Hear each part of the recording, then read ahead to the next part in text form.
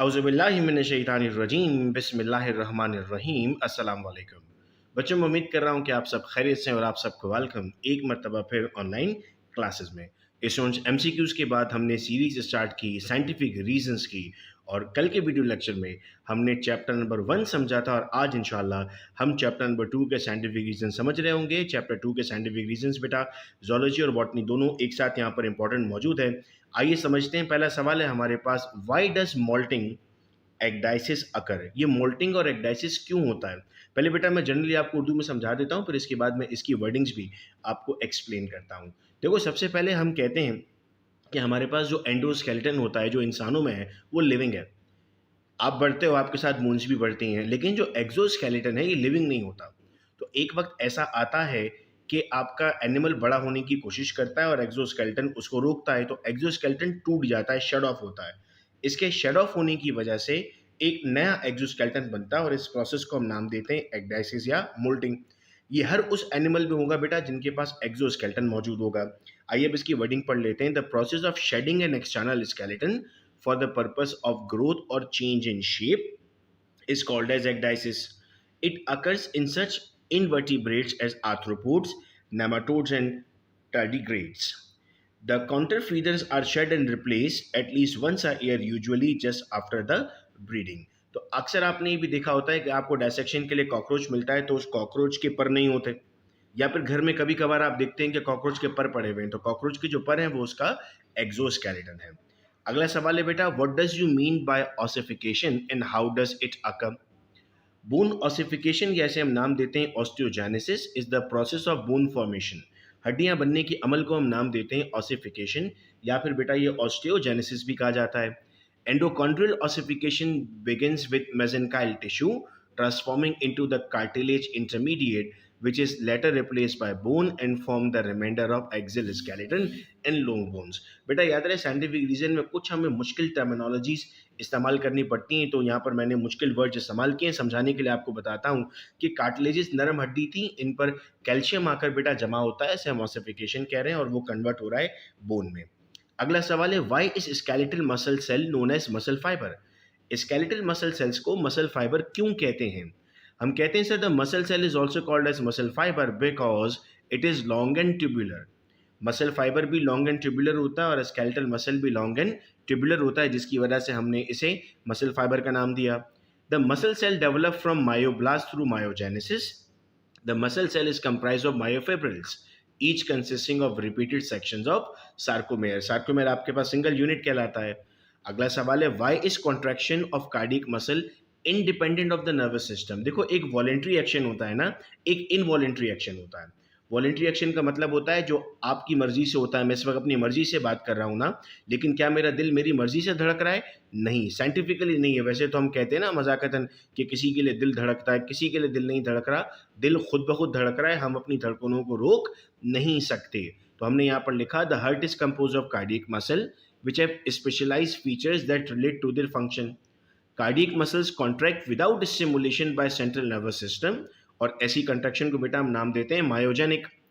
Action potential in the heart originate in specialised cardiac muscle cell called as autorhythmic cell. दिल के पास अपने muscles मौजूद हैं, अपने टिश्यूज हैं जिनसे खुद ब खुद वो अपनी रिदम को जनरेट कर रहा होता है। ये सेल्फ एक्साइटेबल है, able to generate their own action potential without external stimulation by nerve cell. ये नर्व सेल की जरूरत इसको नहीं होती है। अगला सवाल है बेटा, the muscles of legs of polio affected kids degenerate why? Legs के जो मसल्स हैं, जिन लोगों को पोलियो हो जाता है उनके लेग्स के मसल डीजनरेट होते हैं। सवाल पूछा जा रहा है क्यों, आइए देखते हैं बेटा। These nerve cells cannot regenerate, ये दोबारा अपने आप को बना नहीं सकते। And the affected muscle lose their function, और जो मसल्स अब अफेक्ट हुए उनका फंक्शन लूज होगा। क्यों लूज होगा? Due to nervous innovation. Nervous innovation क्या होता है sir? It is a condition known as acute flaccid paralysis, जिसे हम फालिज भी कहते हैं। ये कुछ मुश्किल लफ्ज हैं जिनका आपको पेपर में बेटा जरूर इस्तेमाल करना है। Typically in patients with poliomyelitis muscles of legs are affected more often than the arm muscles. Polio में ज़्यादातर लेग्स मसल्स हमारे अफेक्ट होते हैं। अगला सवाल है बेटा, why are most of the muscle groups are place in the form of antagonistic pair? पहले ये जान लेते हैं बेटा एंटागोनास्टिक पेयर क्या होता है। Muscles that work like this are called as antagonistic pairs, जो आपस में दो एक साथ कनेक्ट होकर मसल्स काम करते हैं, जो पेयर में काम करते हैं, उन्हें हम नाम देते हैं एंटागोनास्टिक पेयर का. In an antagonistic muscle pair, as one muscle contract and other muscle relax और लेंथन. एक कॉन्ट्रैक्ट करता है तो दूसरा रिलैक्स करता है. Muscle work in antagonistic pairs since they can only shorten causing movement in one direction, need to be another muscle that shorten in order to cause movement in the opposite direction. एक contract करेगा तो एक relax करेगा, और ऐसे pair को बेटा हम नाम देंगे antagonistic muscle.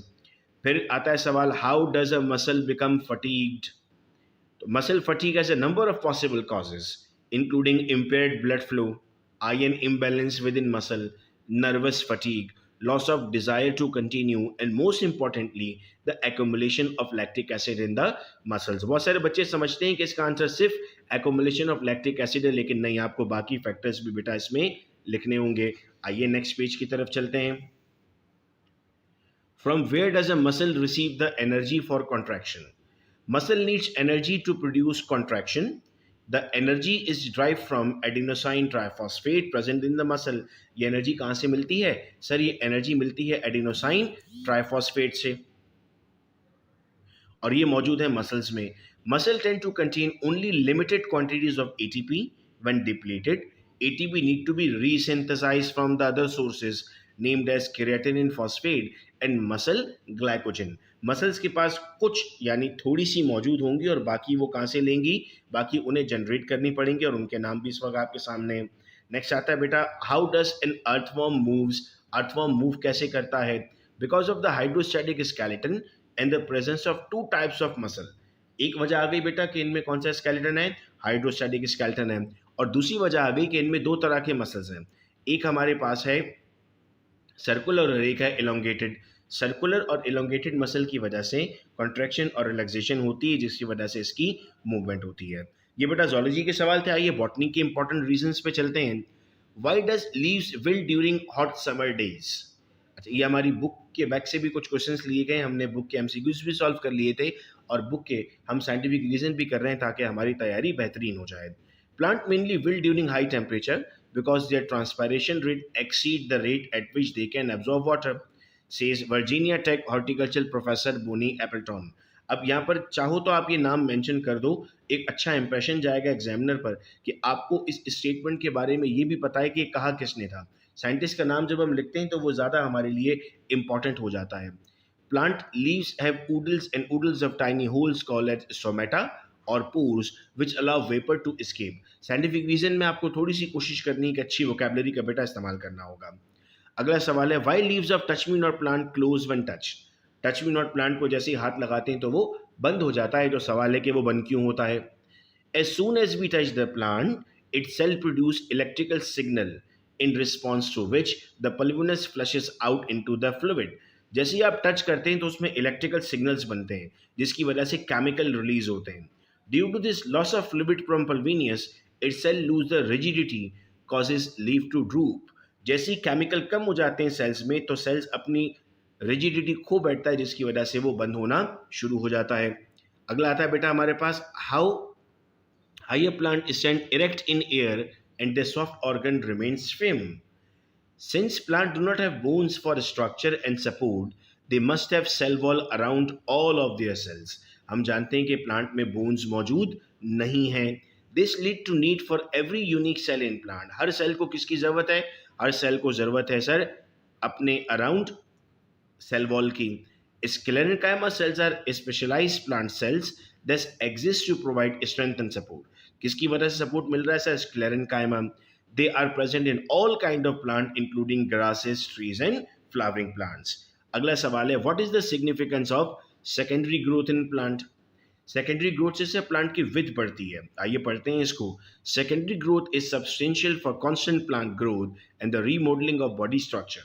As an important meristem involved, the vascular cambium forms a cylindrical domain below the organ surface producing tissue for long distance transport and mechanical support. यानी यहाँ पर वास्कुलर कैम्बियम मौजूद होगा जो जिसमें जाइलम और फ्लोएम मौजूद है. याद रखिएगा वुड जाइलम है और बेस्ट फ्लोएम है. ये कुछ इंपॉर्टेंट टर्मिनोलॉजीज हैं जो आपको जरूर याद होनी चाहिए. फिर सवाल है, why sclerenchyma cells are dead on maturity. क्यों इन्हें डेड सेल्स कहते हैं? Because they have to provide support and act as an outer covering. So their walls are already thickened, and on reaching maturity, nearly all the lumen vanishes, only the dead material persists. चूंकि इन्हें support देना है, हर cell में मौजूद होना है, तो उनका थिक होना ज़रूरी है। और जब ये थिक होंगे तो उस वक्त हम कहेंगे इनकी थिकनिंग की वजह से हम इनका ल्यूमन तमाम का तमाम ख़त्म हो जाएगा और सिर्फ कौन से सेल्स बचते हैं? डेड सेल्स बचते हैं। आइए बेटा लास्ट क्वेश्चन की तरफ चलते हैं। How we can estimate age of the plant? Plant की एज कैसे मालूम की जा सकती है? तो जवाब है, the age of the plant can be estimated by counting the annual rings which are actually the secondary xylem in the form of concentric layer. तो अगर मैं यूं कहूं कि सेकेंडरी जाइलम को काउंट कर रहे हैं या फिर ये कहूं कि एनुअल रिंग को काउंट कर रहे हैं, तो बात बराबर है। जिसमें दो चीज़ें मौजूद हैं, उन्हें हम नाम देते हैं inner zone spring would and outer zone summer would. तो बेटा मैं उम्मीद करता हूं कि ये वाला भी हमें क्लियर हो चुका है, चैप्टर 2 भी हमें क्लियर है। इंशाल्लाह अगले वीडियो लेक्चर में हम चैप्टर नंबर 3 के साइंटिफिक रीजंस को सॉल्व कर रहे होंगे। अपना बहुत ख्याल रखिएगा आप सब लोग। अल्लाह हाफिज़।